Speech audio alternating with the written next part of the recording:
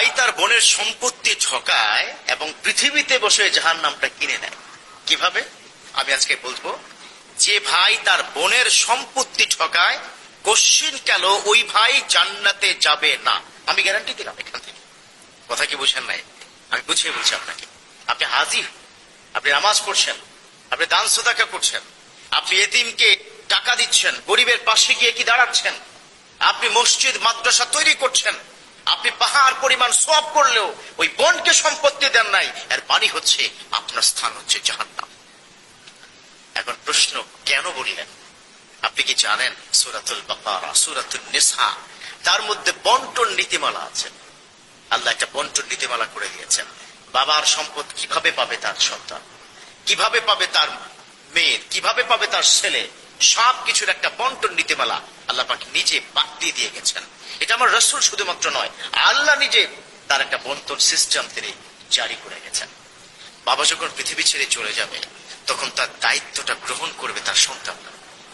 বংশ পরম্পরায় তারা দায়িত্ব গ্রহণ করবে। কিন্তু আমরা বাংলার জমিনে এরকম 99% ফ্যামিলিতে দেখছি বাবা চলে যাওয়া মাত্রই নিজেদের সন্তানের মধ্যে সম্পদ নিয়ে কাড়াকাড়ি। বোনদের তো খবরই নেই। কি করবে সম্পত্তি?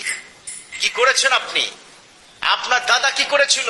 তার দাদা, তার দাদা, তারাই বা এই সম্পদ কোথায় কি রেখেছে?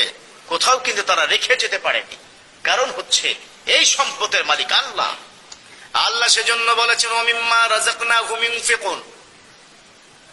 রব্বুল আলামিন বলে দিয়েছেন, কোন মুমিন, কোন বান্দা যদি প্রকৃত মুমিন হতে হয়, তিনটা জিনিস কমপক্ষে লাগবে। যালিকাল কিতাবু লা রাইবা ফীহি হুদাল লিল মুত্তাকিন আল্লাযীনা ইউমিনুনা বিল গায়ব। মুত্তাকিন কারা? মুত্তাকিনরা তো জান্নাতে যাবে, কিন্তু মুত্তাকিন কারা?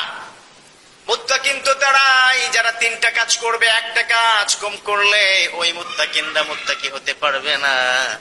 আর মুত্তাকি হওয়া ছাড়া আল্লাহর জান্নাতে যাওয়া যাবে না। আল্লাযীনা ইউমিনুনা বিল গায়ব, যারা মুত্তাকি তাদের প্রথম কন্ডিশন হচ্ছে যারা গায়েবের প্রতি, অদৃশ্যের উপর যারা ঈমান আনবে। অদৃশ্যের এক নম্বর হলো আল্লাহ। এর মানে আল্লাহর উপর যদি ঈমান গ্রহণ করা হয়, আবার রব্বুল আলামিন তাকে মুমিন হিসাবে কবুল করে নেয়। আল্লাযীনা ইউমিনুনা বিল গায়ব ওয়া ইয়াকিমুনাস